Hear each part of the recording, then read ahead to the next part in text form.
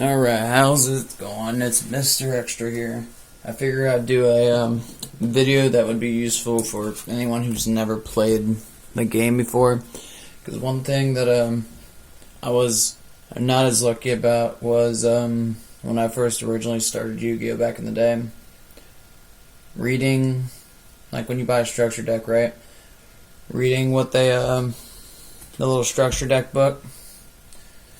As a kid, you couldn't really understand it, and I didn't really get the grasp of Yu-Gi-Oh! Until someone sat down and showed me right. So I figured I'd start doing a couple videos explaining basics for anyone who, I don't know, feels the urge to, the new player is curious, or someone who's just trying to learn the game. Pull up YouTube, how to play Yu-Gi-Oh! Possibly see this video, hopefully answer some questions, explain some basics. Okay, so there is a couple different things I'm going to go over, and this is just going to be basics. I'm not even going to elaborate extra deck. I'm going to do a series of videos with in-depth explanation to make this easier for someone who's never touched the game at all to understand the basics enough to where they could at least play, right? Where they could play. So alright, so I'm going to lay out for you newcomers who are watching this, because this video is for you guys. I'm going to lay out a couple things to make this real simple. Alright, so because we're just going to go over main deck today. These videos are going to be relatively short. I'm going to elaborate a little bit of everything for your basics, because originally when Yu-Gi-Oh! First came out, it was just mostly normal monsters, your spells, your traps. No extra deck. There weren't really fusions yet, especially if you're going Gen 1.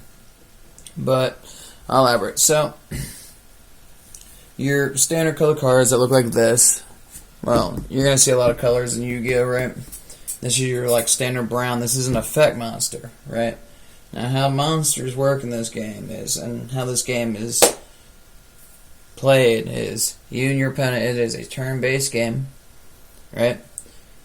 With people who you and your opponent typically have a minimum of 40 card deck, and the goal is to take your opponent's life points to 0, or in current case, you're going to take it from 8,000 to 0. But Yu-Gi-Oh! Originally started out with 2,000.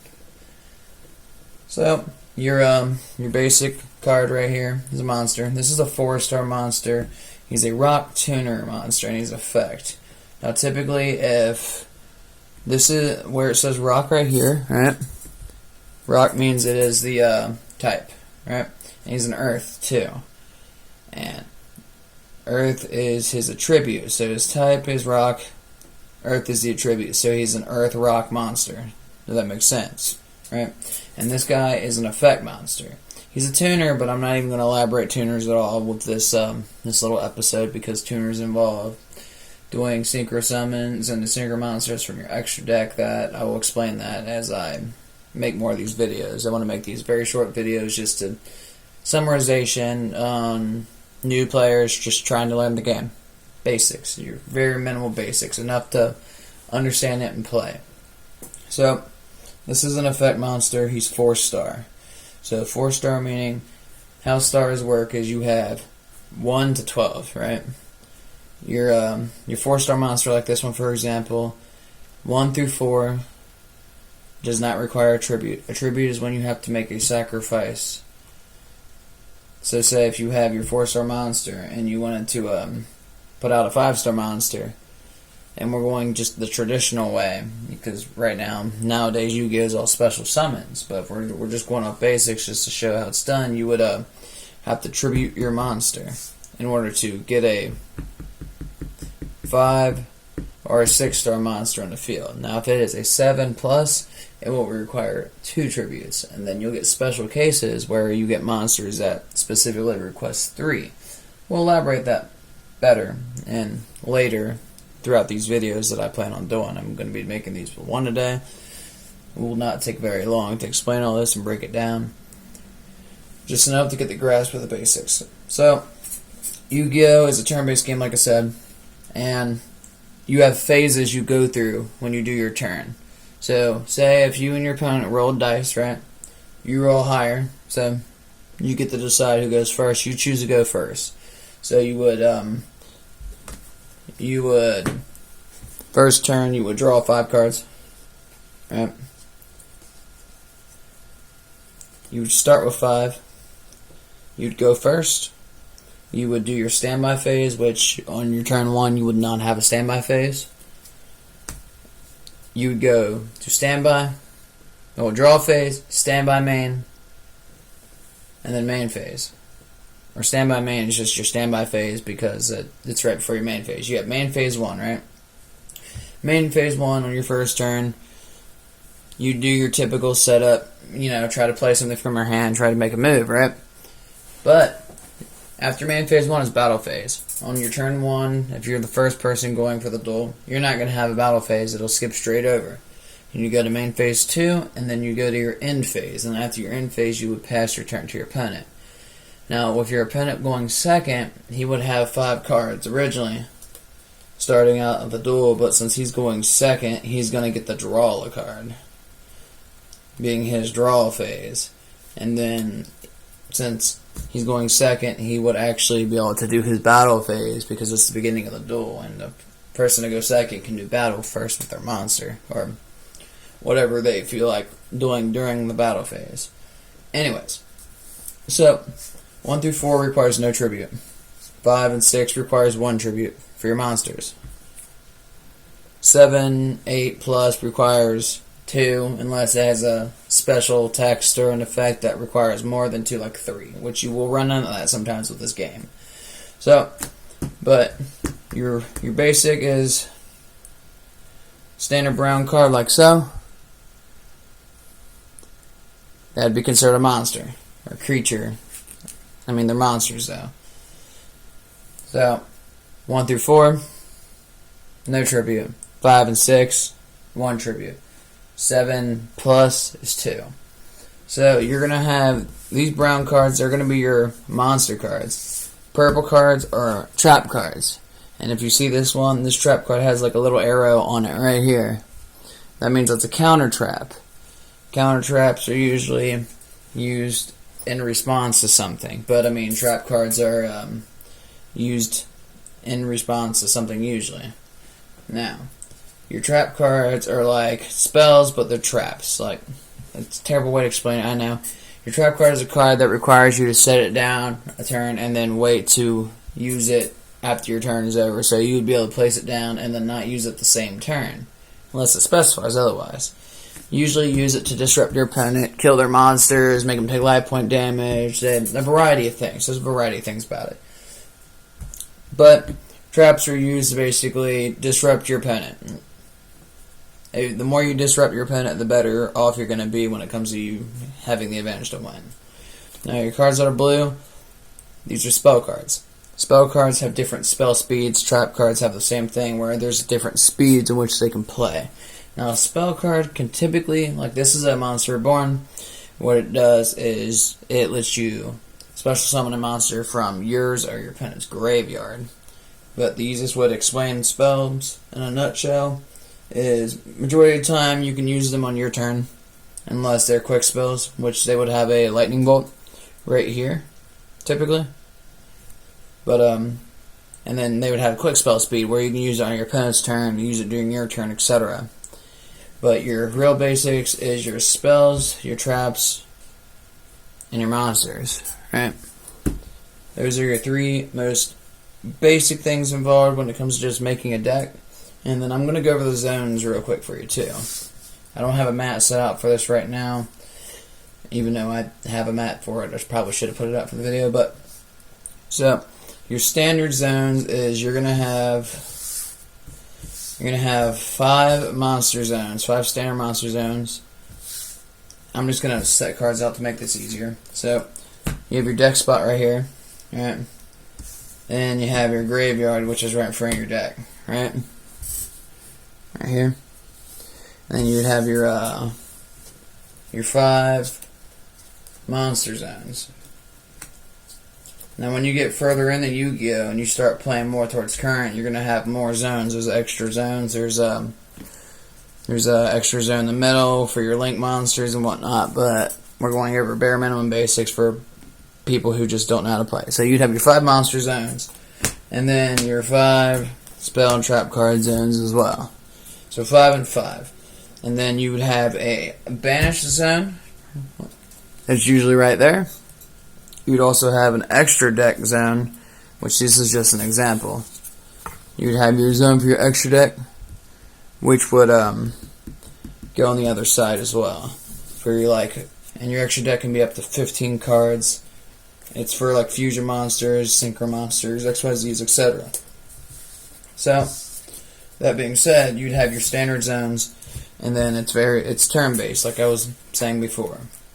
You got your 5 and 5, you got your deck zone, your graveyard, your banished zone, your field zone, and then your extra deck. Your field zone is usually going to be in front of your extra deck spot. Now, like I said, when you get further in, the zones change. You're going to have pendulum zones, you're going to have extra monster zones for your link summons, etc., etc. This is just to cover over your bare minimum basics. What I can really recommend, especially if you're a new player, go to your local card shop, buy a structure deck or a starter deck. It'll come with a preset deck. If you want to know what's on the back, you can look at the back of the box. It'll tell you names of the stuff that's on the back and involved in it. And then when you buy the box, it'll also give you a little manual you can follow. But depending on the structure deck, will also, like how old it is, will also depend on the rules, because the rules have changed over the years. Like there's a ban list where cards are banned, where you can't play it, and you can't play it in your locals, you can't play it in your tournaments unless they just ignore the ban list. I mean, you can play them casually. Obviously, if you have friends or buddies you just want to play with, you can play it casually. But there's a ban list as well. Easiest thing I can recommend, go get a structure deck. It'll give you a little booklet that'll explain a lot more basics as well. I just figured I'd put this piece of information out there for anyone who's just a beginner wanting to learn your very basics. Not the extra deck's not even involved yet. I just figured I'd explain your bare minimum, which is your spells, your traps, your monsters, and then you will eventually get to the types of spells, traps, and monsters. Now, your spells will be equipped spells. There's equipped spells. There's quick spells. There is counter spells. There is continuous spells, and there's field zone. Then you got ritual spells. Now, field zone cards, they have a symbol on it that specifically is designated for the field zone, and it also say it's a field zone card as well. I actually have an example right here.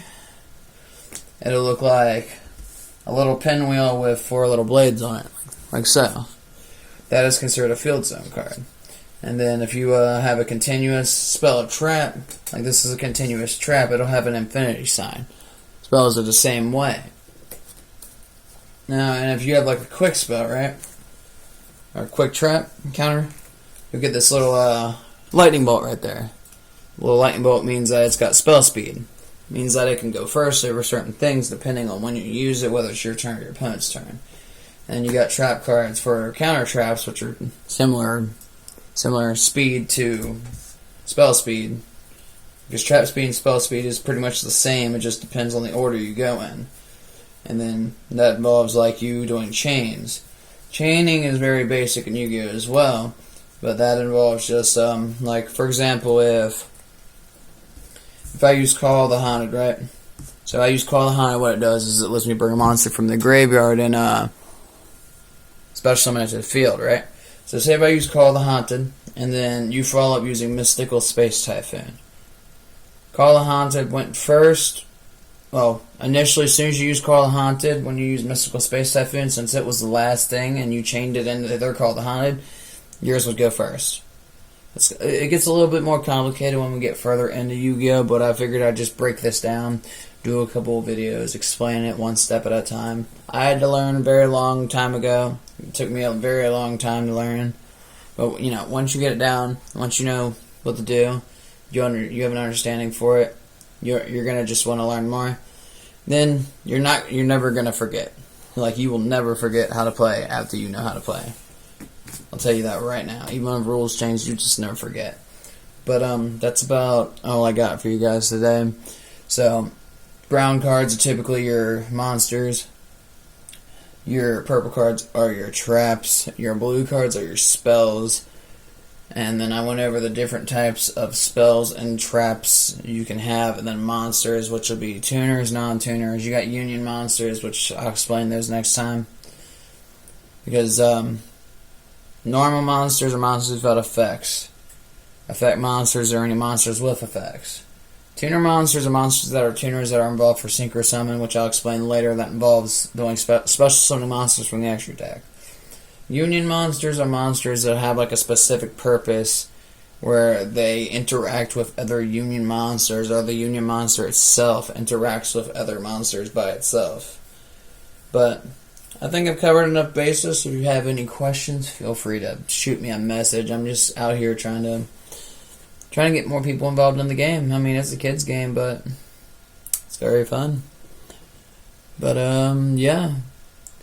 Stay tuned for the next video. I'll be elaborating extra deck, elaborating more into like your basic stuff you're able to do, ways that you should go about when it comes to the type of deck you're using, etc., etc. So, I mean, if you wanna learn how to play Yu-Gi-Oh, just keep watching these videos, or go get a structure from your local card shop and read the booklet. But I'm someone who visually learns rather than reading, so showing is usually, in my opinion, better. But that's just me. But this is Mr. Extra, so I'm gonna go ahead and bounce off here. Enjoy.